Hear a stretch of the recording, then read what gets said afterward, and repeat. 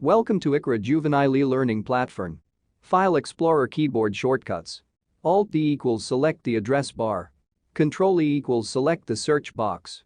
Control-F equals select the search box. Control-N equals open a new window. Control-W equals close the active window. Control-Mouse scroll wheel equals change the size and appearance of file and folder icons. Control-Shift-T equals display all folders above the selected folder.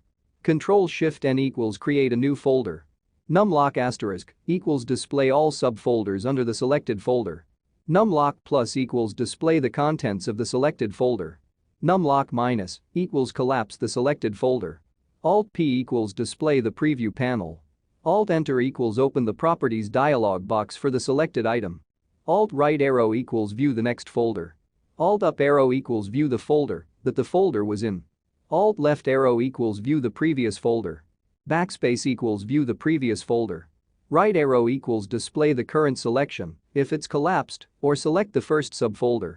Left arrow equals collapse the current selection if it's expanded or select the folder that the folder was in. End equals display the bottom of the active window. Home equals display the top of the active window. F11 equals maximize or minimize the active window.